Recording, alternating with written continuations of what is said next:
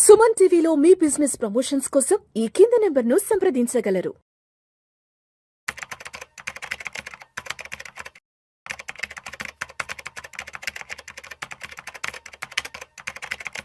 Sir Giribabu గారు నమస్తే sir. నమస్తే అండి. గిరిబాబు గారు, అమెరికాలో ఉన్నటువంటి భారతీయ ఎన్ఆర్ఐలు దాదాపు ఒక 40% మంది తిరిగి మళ్ళా భారతదేశానికి వచ్చేద్దాం అనుకుంటున్నారు అమెరికా నుంచి. గత సంవత్సరం 2 సంవత్సరాల నుంచి జరుగుతున్నటువంటి అనిశ్చితి పరిస్థితుల కారణంగా కూడా అందరూ ఈ డెసిషన్ తీసుకున్నారని కూడా తెలుస్తుంది. ఏంటి మరి ముఖ్యంగా అమెరికాలో ఉన్నటువంటి భారతీయ ఎన్ఆర్ఐలు అక్కడ ఎదుర్కొంటున్న ప్రధాన సమస్యలు ఏంటి? మరి ఆ సమస్యల కారణంగా ఎందుకు భారతదేశానికి తిరిగి వచ్చేద్దాం అనుకుంటున్నారు? అసలు యాక్చువల్గా డాలర్ డ్రీమ్స్ అనేది చాలా మంది భారతీయులకు ఉండే కళ. డాలర్ డ్రీమ్స్ మీరు ఒక 10 ఏళ్ల క్రితం చూస్తే మా అమ్మాయి పెళ్లి సంబంధం అమెరికా, అది మా సినిమా అమెరికాలో షూటింగ్ చేశారు, మా సినిమా మొత్తం షూటింగ్ అంతా అమెరికాలో అయింది, ఈ కథకి నేపథ్యం అమెరికా, సో మా పిల్లోడు అమెరికాలో చదువుకుంటున్నాడు అని చాలా గొప్పగా చెప్పేవాళ్ళు అందరూ. సో అమెరికా అంటేనే ఔన్నత్యానికి, ఒక అత్యుత్తమైన స్థానానికి ప్రతినిధి, కళల ప్రపంచానికి అదొక దిక్సూచి లాంటిది, ఒక ఇండియా రైల్ ఇంజన్ లాంటిది, అది ప్రపంచం మొత్తానికి ఒక డ్రైవింగ్ ఫోర్స్ లాంటిది అది. అలాంటి అమెరికా డాలర్ డ్రీమ్స్ ఇప్పుడు నెమ్మదిగా సన్నగిల్లిపోతున్నాయి. అసలు వెళ్ళడం అనుకునే వాళ్ళ సంగతి పక్కన పెడితే, వెళ్ళిన వాళ్ళు తిరిగి వద్దామని చాలా మంది ప్లాన్ చేస్తున్నారు. మొత్తం అమెరికా ఉన్న జనాభాలో 1.5% భారతీయులు ఉంటారు. 1.5%. టోటల్ అమెరికా జనాభా అరౌండ్ 30 కోట్ల ప్లస్ ఉంటుంది, 30-32 కోట్లు ఉంటుంది. అందులో భారతీయులు 1.5%. అయితే ఇక్కడ మొత్తం అమెరికా కలెక్ట్ చేసే పన్నులలో ఈ భారతీయులు కట్టే పన్ను 6% ఉంటుంది. 6 ట్యాక్స్. అంటే 1.5% of population in America is paying 6% of total tax collections. అంటే ఒక విధంగా భారతీయులు వెళ్ళి ఇండియాకి డబ్బులు పంపడమే కాదు, అక్కడ ట్యాక్స్లు కడుతున్నారు. అందులో మన వాళ్ళు ట్యాక్స్ కట్టడం చాలా స్ట్రిక్ట్గా ఉంటారు, పర్ఫెక్ట్గా కడుతూ ఉంటారు. అంటే 6% పన్నులు కలెక్ట్ అవుతున్నాయి అక్కడ. సో ఆ కలెక్ట్ అవుతున్నాయంటే ఆ గవర్నమెంట్ కూడా బెనిఫిటే కదా. బట్ అయినా సరే పరిస్థితి ఏంటంటే, ఒక 5 ఏళ్ల క్రితం లాగా లేదు, ఇప్పుడు కంప్లీట్గా మారిపోయింది. ఇదంతా మారిపోయిందంతా ఎవరికి అంటే, ఎవరైతే 2010 తర్వాత వెళ్ళారో వాళ్ళదే మెయిన్గా ఇదంతా కూడా. 2010కి ముందు వెళ్ళిన వాళ్ళు అక్కడ సొసైటీలో మమేకమైపోయారు, వాళ్ళు అక్కడ సెటిల్ అయిపోయారు. వాళ్ళు ఇప్పుడు రమ్మన్నా మోస్ట్లీ రారు. కానీ 2010 తర్వాత వెళ్ళిన వారు అవుతున్నారో, ముఖ్యంగా ఈ డల్లాస్ తర్వాత, అందుకే డల్లాస్ అంతా చూస్తే ఇండియా లాగే ఉంటుంది, అది టెక్సాస్. అందుకే డల్లాస్ సందర్భంలో డల్లాస్పురం అని పిలుస్తూ ఉంటారు. సో అక్కడ డల్లాస్ వెళ్తే మొత్తం అది హైదరాబాదు, అమలాపురం లాగే అనిపిస్తుంది అందరు ఉన్న వాళ్ళకు. అంత నింపేశారు. టెక్సాస్, న్యూయార్క్, వాషింగ్టన్ ఇలాంటి ప్లేస్లో చాలా మంది ఉన్నారు. అయితే ఇప్పుడు ఏమైపోయిందంటే, 2010 తర్వాత వెళ్ళిన వాళ్ళకు అవకాశాలు ఫస్ట్ ఆఫ్ ఆల్ బాగా తగ్గిపోయాయి. అక్కడ ముఖ్యంగా ట్రంప్ సెకండ్ టర్మ్ వచ్చిన తర్వాత అక్కడ అమెరికన్స్ లో క్లియర్ విభజన కనిపిస్తోంది. ట్రంప్ యొక్క మెయిన్ నినాదం ఏంటి? America is for Americans, make America great again. మనం 2 ఏళ్ల క్రితం మాట్లాడుకున్నాం. Exactly, make America great again. మన ఇక్కడ తెలంగాణ నీళ్లు, నిధులు, నియామకాలు ఎలాగైతే నినాదంతో తెలంగాణ ఉద్యమం నడిచిందో, ఇప్పుడు అలాంటి ఒక చిన్నప్పటి ఉద్యమం లాంటిదే చేశాడు ట్రంప్. ఎందుకంటే అమెరికా యొక్క ఆధిపత్యం సన్నగిల్లిపోతుంది, ఇక్కడికి వేరే వాళ్ళు వస్తున్నారు, వాళ్ళు రావద్దు అని ఒక పాయింట్ని లేవదీసి ఒక క్లియర్ డివిజన్ తీసుకొచ్చాడు అక్కడ ప్రజల్లో. అది ఫస్ట్, అన్నిటికంటే అసలైన కారణం అది. తర్వాత రెండోది, ముఖ్యంగా పెరిగిపోతున్న ఖర్చులు, విపరీతంగా పెరిగిపోతున్న ఖర్చులు. ఒక సర్వే ప్రకారం ఒక ఫ్యామిలీ, వైఫ్ అండ్ హస్బెండ్, ఒక చైల్డ్ని, అబ్బాయి కానీ అమ్మాయి కానీ చదివించాలి అంటే 18 ఇయర్స్ వరకు అయ్యే ఖర్చు 2.5 కోట్లు. 18 ఇయర్స్ వరకు అంటే అందులో ఓన్లీ +1 +2 వరకే ఉంటుంది అంతే. దాని తర్వాత ఇంకా కాస్ట్లీ అవుతుంది. బట్ ఇండియాలో అంత కాదు కదా, 2.5 కోట్లు కాదు కదా. మనము ప్రొఫెషనల్ ఎడ్యుకేషన్ కావాలని ఒక ఎన్ఆర్ఐ సీట్ కొనుక్కుంటే కూడా అంత కాదు, మేబీ కొద్దిమందికి ఉంటారు. కానీ అక్కడ అట్లా కాదు. సాధారణంగా ఎవరైనా ఒక అబ్బాయిని కదా అమ్మాయిని చదివించాలి అంటే 18 ఇయర్స్ వరకు వాళ్ళు పెట్టే ఖర్చు యావరేజ్గా 2.5 crores. ఇక ఇంటి అద్దెలు విపరీతంగా పెరిగిపోయాయి.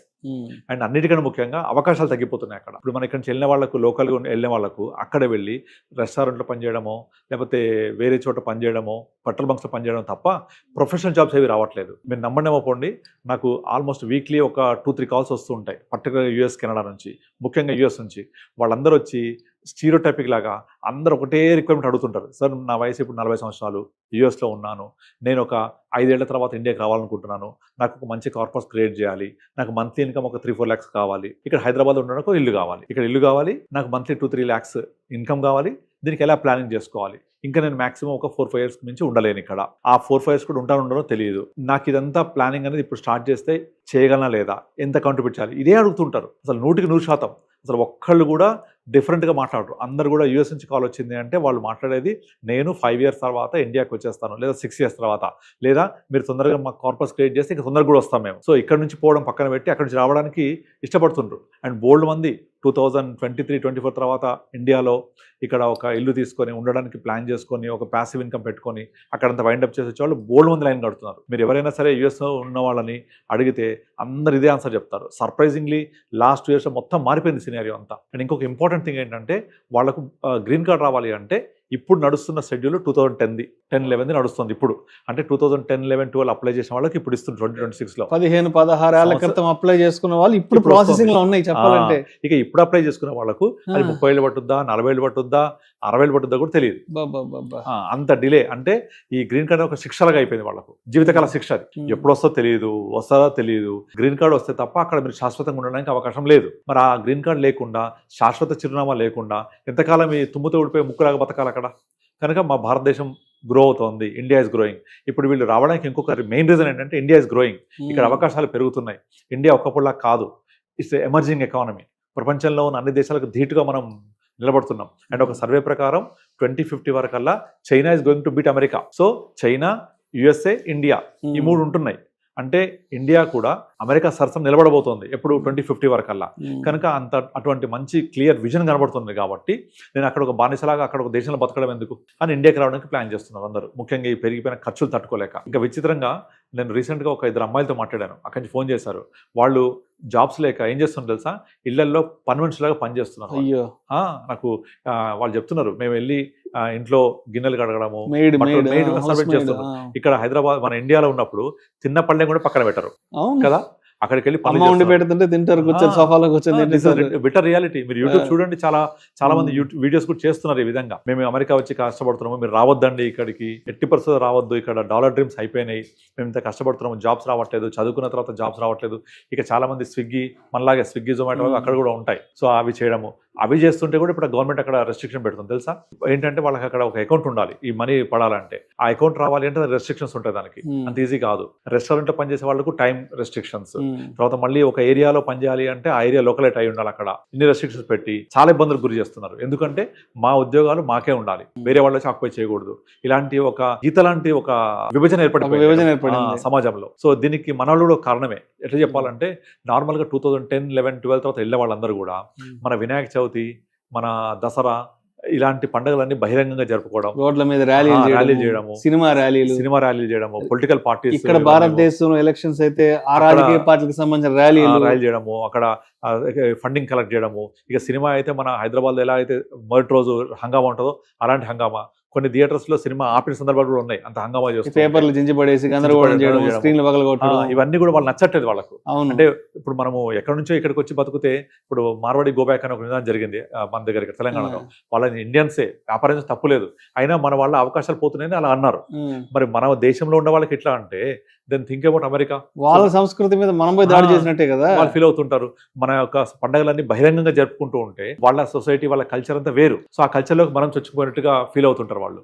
సో ఆ విధంగానే ఆ ఒక సన్న గీత లాంటి ఒక విభజన ఏర్పడింది అక్కడ సొసైటీలో. సో దీనికి మనం కూడా కొంత కారణమే. కాకపోతే ఇప్పుడున్న పరిస్థితులు ఏంటంటే అక్కడ కంటిన్యూ అవ్వడానికి అంత ఫ్రూట్ఫుల్ అవకాశాలు కనిపించట్లేదు. ముఖ్యంగా అవకాశాలు అనేవి చాలా తగ్గిపోతున్నాయి. H1B వీసా తీసుకోవాలి అంటే $1 lakh పే చేయాలి, చాలా బర్డెన్ కంపెనీస్ కి. లాస్ట్ ఆగస్ట్ సెప్టెంబర్ లో వచ్చింది ప్రపోజల్. దాంతో 87% ఆఫ్ H1B వీసా అప్లికేషన్స్ కి ఎఫెక్ట్ అయిపోయింది. అది తగ్గిపోయాయి దాని యొక్క పర్సంటేజ్ ఆఫ్ అప్లికేషన్స్. అది రెన్యువల్స్ కి మాత్రము ఎగ్జామ్స్ ఇచ్చిండు, కొత్త అప్లికేషన్స్ $1 lakh అంటే కట్టట్లేదు. సో ఎగ్జామ్ దాని యొక్క డిమాండ్ 87% పడిపోయింది. సో ఇవన్నీ కూడా కలగలిపి అమెరికా డాలర్ డ్రీమ్స్ ని కుదేలు చేస్తున్నాయి. అందుకే ఇండియాకి వచ్చేయడానికి అందరు చాలా మంది క్యూ కడుతున్నారు. వద్దు, నేను అక్కడ ఉండి ఇబ్బందులు పడే బదులు ఇండియాకి వచ్చి ఇక్కడ హ్యాపీగా ఎంతో కొంత జాబ్ చేసుకొని హ్యాపీగా బతుకుతా, నాకు అక్కడ హ్యాపీనెస్ లేదు, ఎప్పుడు ఉంటామో తెలియదు, ఎప్పుడు పోతామో తెలియదు, ఇది వద్దు మాకు అనేవాళ్ళు బాగా పెరిగిపోయారు. కనుక ఆ సర్వే ప్రకారం 40% మంది ఇండియాకి రావడానికి మొగ్గు చూపుతున్నారంటే అసలు అతిశయోక్తి కాదు. ఇంకెక్కువ మంది కూడా రావడానికి ట్రై చేస్తున్నారు ఇండియాకి present. Thank you sir, thank you so much Giribabu గారు. డాలర్ డ్రీమ్స్, అమెరికన్ డ్రీమ్స్ ఎందుకు చెదిరిపోతున్నాయి, ఎందుకు చాలా మంది భారతీయులు ఆల్మోస్ట్ 40% మంది అమెరికాలో సెటిల్ అయిన ఎన్ఆర్ఐ ఇండియన్స్ ఎవరైతే ఉన్నారో మరి ఎందుకు ఇండియాకి వచ్చేద్దాం అనుకుంటున్నారండి, అక్కడ వాళ్ళకి ఏర్పడుతున్నటువంటి ప్రతికూల వాతావరణం ఏంటి అనే అంశాల గురించి చక్కగా తెలియజేసి thank you so much sir. Thank you అండి.